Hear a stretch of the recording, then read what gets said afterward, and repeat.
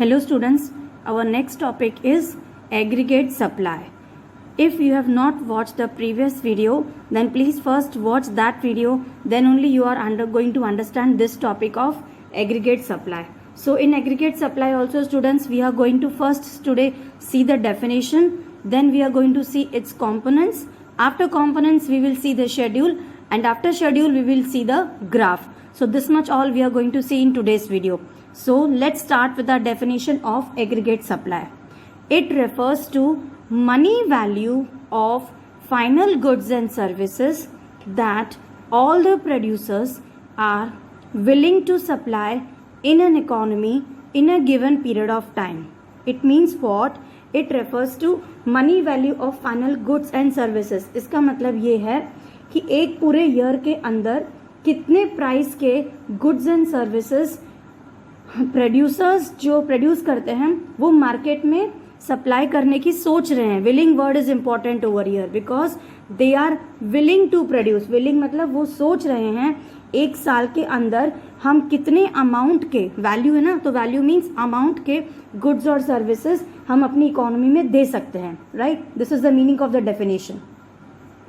अब देखो, according to किसी भी प्रोड्यूसर के हिसाब से अगर एक साल के अंदर मान लो 10,000 करोड़ की सप्लाई मार्केट को वो लोग देने वाले हैं, मतलब वो लोग ये सोचते हैं इस पूरे साल भर में हम लोग हमारी इकोनॉमी को 10,000 करोड़ की सप्लाई देंगे, मतलब 10,000 करोड़ के गुड्स एंड सर्विसेज प्रोड्यूस करके हमारी इकोनॉमी को देंगे. ये उनका जस्ट एक प्लान है. This is not the actual children, it is just a plan. Okay, so actual में दे कैन गिव 10,000 करोड़ से ज़्यादा भी दे सकते हैं, 20,000 करोड़ भी दे सकते हैं. तो ये जस्ट एक प्लानिंग होती है.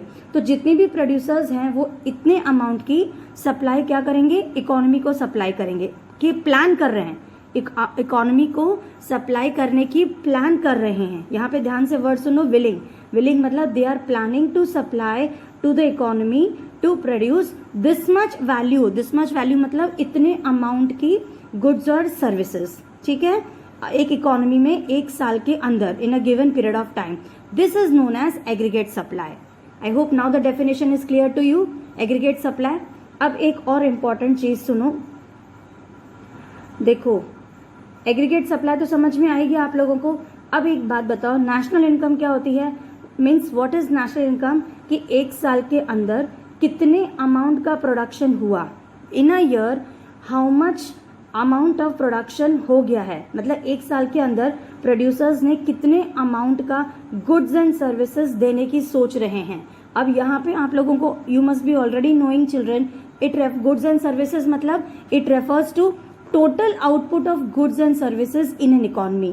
As you all know, value of total output is distributed. Value of total output का मतलब क्या होता है, जो भी total output प्रोड्यूस होता है वो कहाँ पे डिस्ट्रीब्यूट होता है. It is distributed to factors of production. Okay, it is in the form of factors of production. हमारे कौन कौन से हैं? In the form of rent, wages, interest and profit. हमेशा याद रखो, what are our factors of production?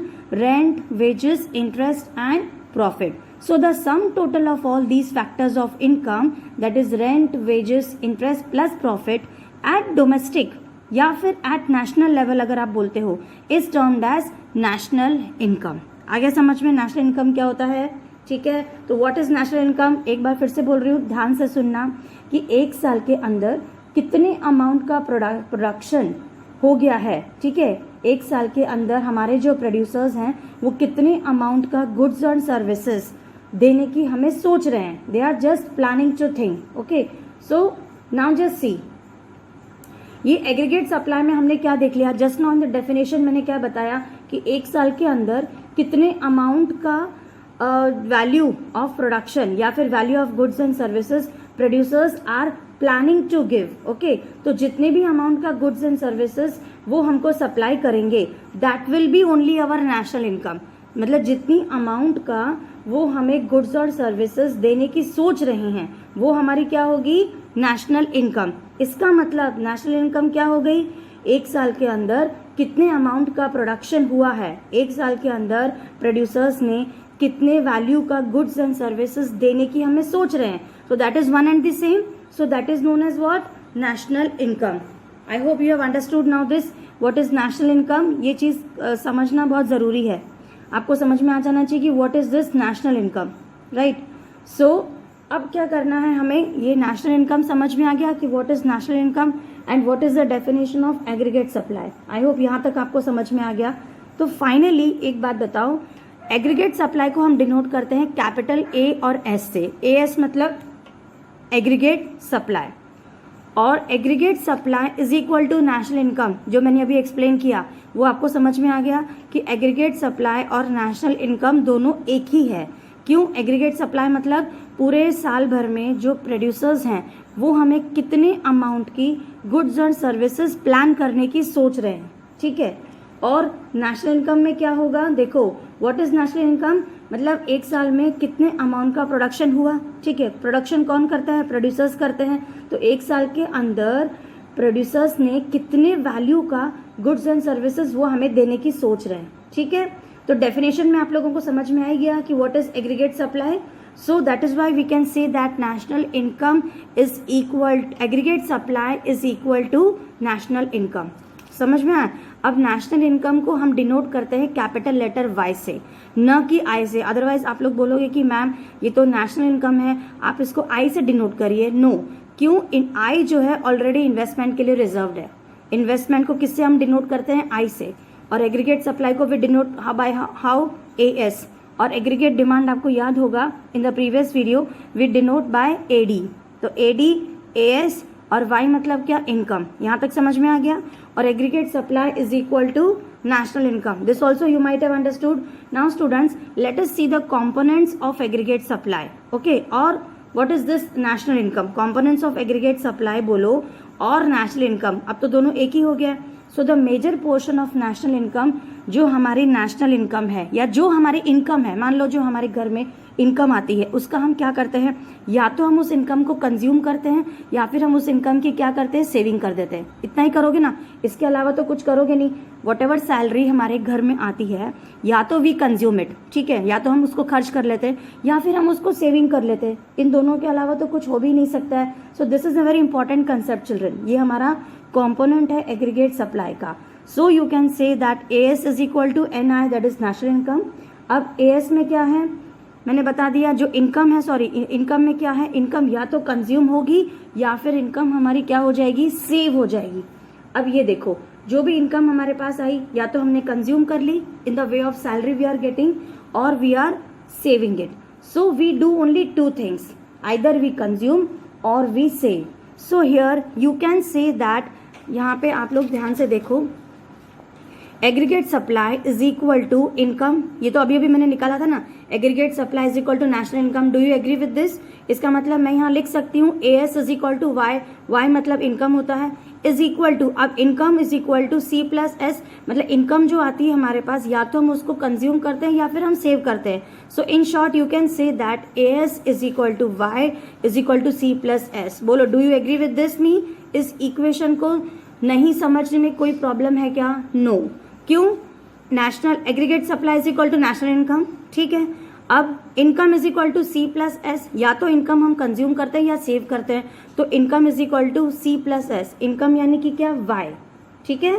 So A S is equal to C plus S. समझ में आ गया? Definition and components I hope is very much clear to you. So now students let's see the schedule of this aggregate supply. कोई difficult नहीं है, बहुत easy है, बस आपको इसको समझ में बहुत अच्छे से आना है। अब देखो, now you have understood what is aggregate supply, ध्यान से समझना। अब हम लोग शेड्यूल देखेंगे फिर डायग्राम देखेंगे। अब देखो शेड्यूल में मैंने वही सब नंबर्स ले रही हूँ। देखो इनकम है हमारा एक कॉलम, कंजम्पशन है, सेविंग है और यहाँ पे ए एस है। लास्ट वीडियो में हमने क्या देखा था, ए डी था, हमें एग्रीगेट डिमांड कैलकुलेट करना था, बट हमें यहाँ पे क्या कैलकुलेट करना है, ए एस। और ए एस कैसे कैलकुलेट करते हैं, सी प्लस एस, ठीक है। अब हम लेते हैं यहाँ पे इनकम जब 0 है तो कंजम्पशन कितना है, 40, ठीक है। जब इनकम 100 है तो कंजम्पशन कितना है, 120, ओके। जब इनकम 200 है तब कंजम्पशन भी कितना हो गया, 200। When income is 300 then consumption is how much, 280। When income is 400 that time consumption is how much, 360। यहाँ तक क्लियर है? कोई डाउट है क्या, बोलो नो। अब देखो सेविंग कॉलम्स में देखो, सेविंग कॉलम में जब आप लोग ये बोलोगे कि मैम आपने बताया कि यहाँ पे इनकम तो हमारी 0 है, यहाँ पे कंजम्पशन 40 है, इस 40 को हम क्या बोलते हैं? Autonomous consumption. क्यों? ये जो कंजम्पशन है ये हमारे बेसिक नेसेसिटी है जो कि हमें लाइफ में जीने के लिए चाहिए, फूड, क्लोथिंग, शेल्टर, एवरीथिंग, ठीक है। सो this consumption which we are doing only for the sustaining us for survival of our life is known as what? C bar. C bar means what? Autonomous consumption. So students, when income is equal to 0, definitely हम कुछ ना कुछ तो consume कर ही रहे हैं, जिसको हम क्या बोलते हैं? C bar. C bar मतलब ऑटोनोमस कंजम्पशन, जो हमारा बेसिक कंजम्पशन है हमारे सर्वाइवल के लिए, ठीक है। अब जब इनकम 0 है फिर भी 40 तो हमने कंज्यूम कर ही लिया। अब ये बताओ ये 40 आया कहाँ से? 40 कहाँ से आया? डेफिनेटली हमारी पुरानी सेविंग में से ही हमने निकाला होगा ना, जबकि मैंने कल वाले वीडियो में बताया था जो हमारा ऑटोनोमस कंजम्पशन है वो हम अपने प्रीवियस सेविंग से निकालते हैं। तो हमारी प्रीवियस सेविंग में से मान लो हमने 40 रुपीज निकाल लिया है, it means ₹40 we have taken from our earlier savings, right. यहाँ तक समझ में आ गया? इसका मतलब supply saving will be what? अब यहाँ पे सेविंग मेरी -40 हो गई कि नहीं हो गई? कैसे मुझे -40 मिला? क्योंकि एज्यूम करो कि ये 40 जो है मैंने अपनी सेविंग से निकाला है। सेविंग्स ऑलरेडी वैसे ही कुछ थी नहीं क्योंकि इनकम 0 थी।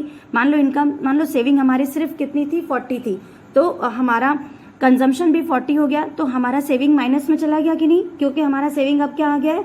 -40। Everyone have understood till here? It means that ₹40 we have taken from our earlier savings. So हमारा एग्रीगेट सप्लाई का क्या हो जाएगा? 0। AS is equal to C plus S। ये देखो AS कैसे कैलकुलेट करते हैं? C plus S। और ये देखो C क्या है? कंजम्पशन, और S क्या है? सेविंग। तो C प्लस S कितना हो जाएगा? 0 हुआ कि नहीं? यहाँ पे फर्स्ट लेवल ऑफ इनकम पे हमारा एग्रीगेट सप्लाई कितना हो गया? 0। Everyone clear?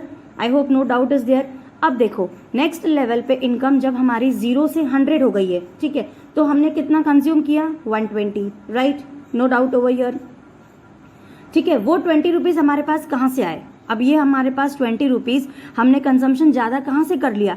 क्योंकि 20 रुपए हमने हमारी घर से निकाले, हमारी पुरानी सेविंग्स में से निकाले हैं। क्योंकि हमारी इनकम बहुत कम है तो कई बार ऐसे होता है ना, हमारी सैलरी हमारे पास बहुत कम आती है लेकिन हमारे खर्चे बहुत ज्यादा हो जाते हैं। मान लो किसी महीने में स्कूल की फीस आ जाती है, किसी की सैलरी कम होती है, या कुछ और एक्स्ट्रा बर्डन हमारी फैमिली में आ जाता है, तो वो एक्स्ट्रा पैसा हम कहाँ से लेके आते हैं स्टूडेंट्स? डेफिनेटली हमारे पास जो थोड़ी बहुत सेविंग होती है हम उसी में से निकालते हैं। तो यहाँ पे भी ये जो 120 है मतलब 20 रुपीज हमने पुरानी सेविंग्स में से निकाला, इसीलिए यहाँ पे फिर से हमारा सेविंग कॉलम कितना हो गया है?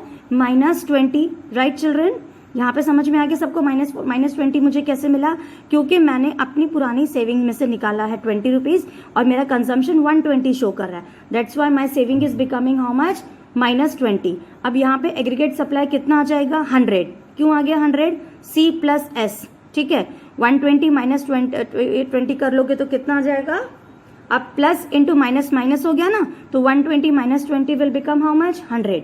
नेक्स्ट जब मेरी इनकम 100 से 200 हो गई है तो हमारा कंजम्पशन कितना है? कंजम्पशन भी 200 है, ठीक है। मतलब जितना हमने कमाया उतना पूरा हमने खर्च कर दिया। इस महीने हमने कुछ भी सेव नहीं किया।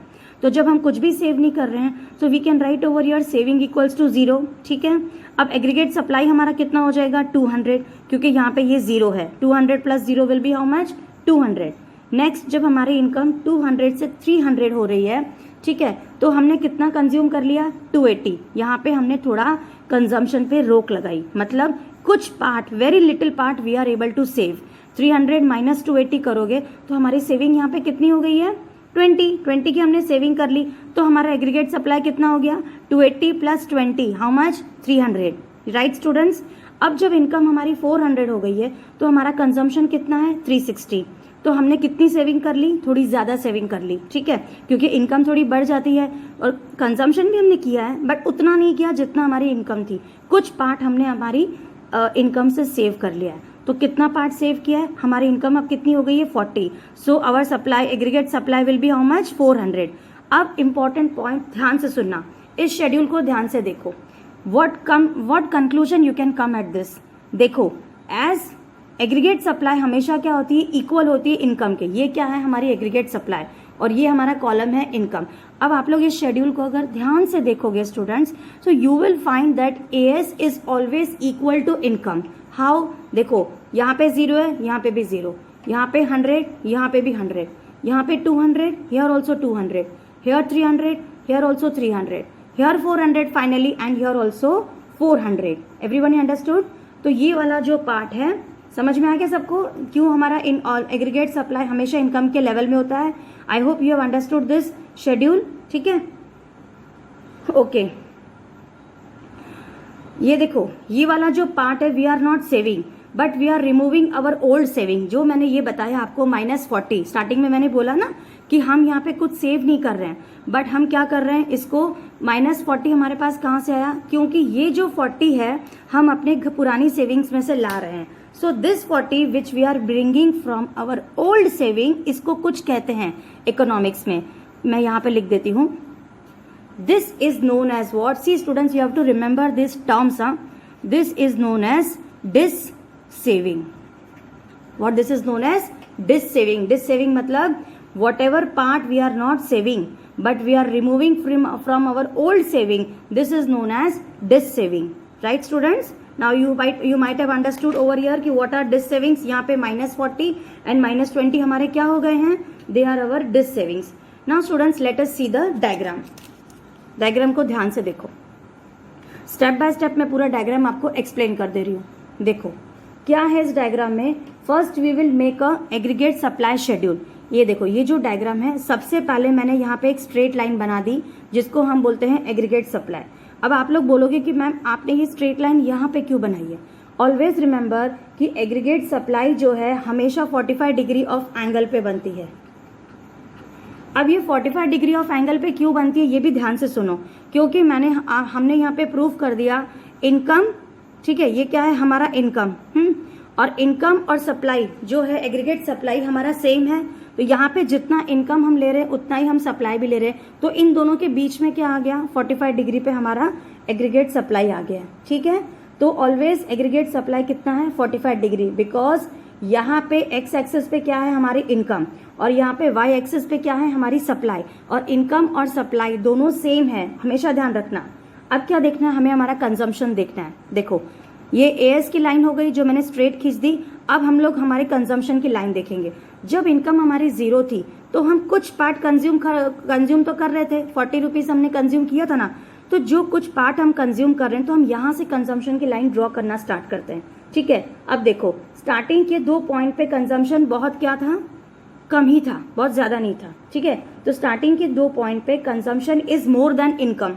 ये देखो मैं डायग्राम में भी बता देती हूँ शेड्यूल में। ये देखो 2 पॉइंट पे कंजम्पशन जो है इनकम से ज्यादा है कि नहीं है, बोलो एग्री करते हो कि नहीं। इनकम 0 है और 100 है और कंजम्पशन कितना है 40 और 120। तो स्टार्टिंग के 2 पॉइंट पे कंजम्पशन और हमारा इनकम, कंजम्पशन ज्यादा है और इनकम क्या है, कम है।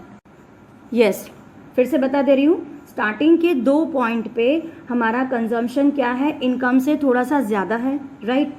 सो हम इसको डायग्राम में कैसे शो करेंगे, we will show that consumption is more than income. ठीक है, हम क्या शो करेंगे डायग्राम में, देखो ऐसे शो करना है। 0 लेवल ऑफ इनकम है तो थोड़ा सा कुछ ना कुछ कंज्यूम कर ही रहे हैं। अब कंजम्पशन को हमें कैसे दिखाना है कि कंजम्पशन जो है इनकम से ज्यादा है। ये हमारा इनकम हो गया, तो थोड़ा सा हम इसको ऐसे ऊपर की तरफ ड्रॉ करेंगे। ठीक है, तो इनकम कंजम्पशन जो है इनकम से ज्यादा हो गई, तो हमने उसके बाद दोनों को इक्वल हो गया है। ठीक है, एट विच पॉइंट, देखो 3rd लेवल पे 200 और 200 हो गया है कि नहीं, मतलब एक पर्टिकुलर पॉइंट पे इक्वल हो गया है कि नहीं हमारा, ये इनकम है और कंजम्पशन यहाँ पे आके इक्वल हो गए हैं। समझ में आया स्टूडेंट्स, यहाँ पे आके हमने ये दिखा दिया कि वो दोनों इक्वल हो गए, तो हमने दोनों को यहाँ पे पॉइंट पर मीट करवा दिया। We have made them touch over here, तो हमने इन दोनों को मीट करा दिया। एंड फाइनली कंजम्पशन क्या है, consumption is little less. Consumption देखो कंजम्पशन है लेकिन थोड़ा कम है ना, कंजम्पशन इज लिटिल लेस, हम कंजम्पशन तो कर रहे हैं बट थोड़ा कम कर रहे हैं, और इनकम ज्यादा हो गई। यहाँ पे देखो 300 से इनकम हमारी 400 हो गई ना। अब कंजम्पशन देखो है 280 था, यहाँ पे 360 है, 400 तो नहीं पहुंच पाया। You can say that consumption क्या है, थोड़ा कम है। तो इस कंजम्पशन की लाइन को ऐसे ड्रॉ करना है, यहाँ से स्टार्ट करना है। पहले दिखाना है कि कंजम्पशन बढ़ रहा है, फिर दिखा देना है कि कंजम्पशन कम हो रहा है। अब कम हो रहे की लाइन एकदम ऐसे नीचे नहीं दिखानी है, बस इस तरह आपको ड्रॉ कर देना है। इसमें कोई क्वेश्चन मत करना कि मैम आपने इसको यहाँ से स्टार्ट किया, इसको ऐसे नीचे क्यों नहीं शो किया। सॉरी, मतलब इसको ऐसे नीचे लाने की ज़रूरत नहीं है, बस ये समझ में आ रहा है कि कंजम्पशन क्या हो रहा है, कि कंजम्पशन कम हो रहा है। ठीक है, तो हमने दोनों को मीट करा दिया। Finally consumption is little less and income is more. So हमने कंजम्पशन को कम कर दिया, यहाँ पे हमने कंजम्पशन को कम कर दिया है। ठीक है, और इनकम से ज़्यादा है, क्या है, अब देखो ये इनकम से ज़्यादा हो रहा है कि नहीं हो रहा है। ठीक है, सो हमने कंजम्पशन को कम कर दिया और इनकम से ज़्यादा है। अब देखो at zero level of income तो भी हमारा कुछ ना कुछ कंजम्पशन रहा है, कंजम्पशन यहाँ से स्टार्ट हो रहा है। This is known as autonomous consumption. फिर से बता दे रही हूँ, प्रीवियस वीडियो में भी मैंने बोला था, ये जो थोड़ी सी हम कंज्यूम कर रहे हैं, यहाँ पे कुछ minimum consumption we are doing for our survival which is known as what, autonomous consumption. तो क्या, तो हम इसको सी बार से डिनोट कर देते हैं। ठीक है, this area is denoted. Next see the savings graph. अब ये कंजम्पशन का लाइन समझ में आ गया, सप्लाई की भी लाइन समझ में आ गई। अब हमें देखना है, ये देखो ये हमारा सेविंग कॉलम है ना, इस सेविंग कॉलम को भी हमें ग्राफ पे कैसे शो करना है। देखो स्टार्टिंग में सेविंग क्या है हमारी, दो कॉलम में नेगेटिव है, तो हम सेविंग को देखो नीचे से स्टार्ट करेंगे।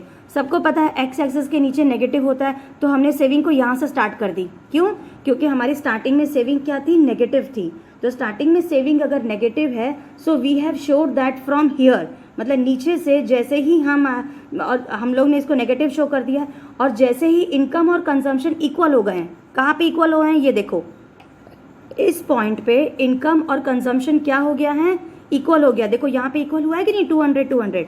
तो जैसे ही इनकम और कंजम्पशन जो है इक्वल हो गए हैं, तो हमारी सेविंग कितनी हो गई है, ये देखो इनकम और कंजम्पशन इक्वल है, तो सेविंग कितनी है, 0। अब इसको हम ग्राफ पे कैसे शो करेंगे, देखो पहले सेविंग हमारा नीचे था, नेगेटिव था, और जैसे ही इनकम और कंजम्पशन इक्वल हो गए, यहाँ पे आके मिल गए, तो हमने देखो इस सेविंग को यहाँ पे टच कर दिया है, मतलब हमारी सेविंग कितनी हो गई, 0। ये 0 पे है ना, इसीलिए हमारी saving is how much, 0 after saving. और उसके बाद क्या हो रहा है, देखो यहाँ पे सेविंग 0 थी, लेकिन इसके बाद तो हमारी सेविंग बढ़ रही है। ग्राफ में, शेड्यूल में देखो, अब इसी चीज को ग्राफ में दिखाना है। उसके बाद मैंने सेविंग का ग्राफ ऊपर की तरफ बनाया है। क्यों ऊपर की तरफ बनाया है, क्योंकि पहले हमारी सेविंग नेगेटिव में थी, फिर सेविंग 0 पे हुई, उसके बाद धीरे धीरे हमारी सेविंग क्या हो गई, इंक्रीज होती जा रही है। ठीक है, तो धीरे धीरे सेविंग हमारी इंक्रीज हो रही है। सो ध्यान से सुनना, स्टार्टिंग में सेविंग नेगेटिव थी, ठीक है, उसके बाद जब कंजम्पशन और इनकम सेम हो गए थे, तो हमारी इनकम सेविंग कितनी हो गई, 0 हो गई। ठीक है, और उसके बाद जैसे जैसे हमारी धीरे धीरे सेविंग बढ़ गई, तो इस लाइन को मैंने ऊपर की तरफ खींच लिया है। ऐसे ही आपको ड्रॉ करना है, समझना है पहले शेड्यूल को। Simply don't draw children, you should know कि एस ऐसा क्यों है, सी ऐसा क्यों है, और एस लाइन ऐसी क्यों है। ठीक है, तो हमारी सेविंग 0 है, और धीरे धीरे हमारी सेविंग क्या हो रही है, इंक्रीज हो रही है। स्टूडेंट्स यहाँ तक सबको समझ में आ गया होगा। अब देखो एक बार मैं फिर से बता दे रही हूँ, इस ग्राफ को मैंने कैसे स्टार्ट किया था। सबसे पहले हमने एएस बना दिया, सबसे पहले हमने क्या बनाया, ये एएस वाली लाइन बना दी। Okay, then we made this consumption line, उसके बाद एक कंजम्पशन की लाइन बनाई, यहाँ से बनाई। यहाँ से क्यों बनाई, क्योंकि इनकम जब हमारी 0 थी तो भी हम कुछ ना कुछ कंज्यूम कर रहे थे। ठीक है, then we made the consumption starting at 0 level of income, कुछ ना कुछ तो हमने कंज्यूम किया ही था, जिसको हम सी बार से डिनोट कर देते हैं। और फिर कंजम्पशन क्या हो रहा है, हमारा धीरे धीरे बढ़ रहा है। देखो कंजम्पशन इंक्रीज हो रहा है कि नहीं। ठीक है, कंजम्पशन हम यहाँ पे भी शेड्यूल में भी देखो इंक्रीज करते जा रहे हैं, तो कंजम्पशन क्या हो रहा है, धीरे धीरे बढ़ रहा है। And at a point C, मतलब consumption and income become equal. ये देखो at this point consumption and income they are becoming equal. देखो यहाँ पे आके हमने उन दोनों को मीट करवा दिया है, ये दोनों इक्वल हो गए हैं। और हम उसके बाद क्या कर रहे हैं, इक्वल होने के बाद हम कंज्यूम तो कर रहे हैं, but we are consuming little less, इसीलिए धीरे धीरे इसको कम कर देना है कि कंजम्पशन हम धीरे धीरे कम करते जा रहे हैं। पूरा कम नहीं हुआ, but little we are doing less. ठीक है, नाउ इनकम इज इंक्रीजिंग। ठीक है, इनकम हमारी इंक्रीज होते जा रही है। अब इसी का एक कॉम्प्लीमेंट्री क्या है, हमने सेविंग का ग्राफ बनाया। सेविंग के ग्राफ मैंने आपको ऑलरेडी बता दिया, यहाँ पे हमारी सेविंग नेगेटिव में हो रही है। हाँ स्टूडेंट्स, जब हम सेविंग को नेगेटिव में करते हैं, नेगेटिव सेविंग्स होती है, उसके लिए एक टर्म है डिस सेविंग। डिस सेविंग का मतलब ये होता है when our saving is negative. मतलब इसको मैं कैसे डिनोट करूंगी, ये देखो, just see this, when Y मतलब क्या, income, income is equal to consumption. When income is equal to consumption, our saving will be what, saving will be equal to 0। आ गया समझ में? देखो जब इनकम और कंजम्पशन सेम थे, शेड्यूल में देखो जब इनकम और कंजम्पशन सेम है तो हमारी सेविंग कितनी हो रही है? 0। So this point is known as what? Break even point. इस पॉइंट को क्या बोलते हैं? देखो this point is known as break even point. This point is known as break even point. ये सब छोटे छोटे टर्म्स बहुत इंपॉर्टेंट है। ब्रेक इवन पॉइंट आ गया सबको समझ में? कौन सा ब्रेक इवन पॉइंट है? देखो ये वाला 0। जब हम यहाँ पे 0 पे हैं, सेविंग जब हम हमारी 0 पे हो रही है तो इस पॉइंट को हम क्या बोलते हैं? Break even point. ठीक है। All income when it is consumed then saving will be what? 0। Okay, then it is increasing, right students? It is increasing. A point at which when saving is equal to 0 that it is known as break even point. break even point का definition क्या हुआ? A point at which where saving equal to 0 is known as break even point. अब देखो इस break even point को मैंने यहाँ पे डायग्राम में भी शो कर दिया है। यहाँ पे एक पॉइंट था जहाँ पे हमारा इनकम और ये कंजम्पशन इनकम और ये मिल रहा था। ठीक है। जब इन दोनों पॉइंट को हम मीट करवा रहे थे तो हमारे यहाँ पे सेविंग जब 0 हो रही थी तो ये दोनों लाइन को टच कर दिया है। ठीक है। अब जब ये लाइन टच हो गई तो ये पॉइंट ई को हम क्या बोलेंगे? Break even point. Break even point means what? A point at which where savings is equal to 0। ठीक है। यहाँ पे भी मैंने लिखा है when y is equal to c, मतलब income is equal to consumption. I hope you have understood this children. इसमें कुछ भी डिफिकल्टी नहीं है, बहुत अच्छे से आप लोग इसको समझोगे। Everything you can write in your own words in exam. ठीक है। स्टार्टिंग में डिस सेविंग हमें इसको दिखा देना है शेड्यूल में। ध्यान से देखो, सेविंग का जब ग्राफ बनाओगे तो सबसे पहले हमें इसको डिस सेविंग दिखा देना है, मतलब नेगेटिव सेविंग जो हो रही थी। उसके बाद income is equal to consumption हो गई है हमारी, और ठीक है, और लास्ट में income is equal to C, saving equals to 0।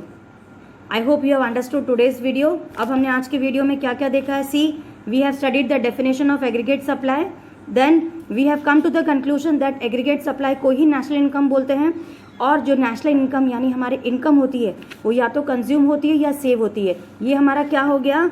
This is our components. इसको हम बोलेंगे कॉम्पोनेंट्स ऑफ एएस, मतलब कॉम्पोनेंट्स ऑफ एग्रीगेट सप्लाई। फिर we have seen the schedule and then the diagram. Okay, thank you for watching.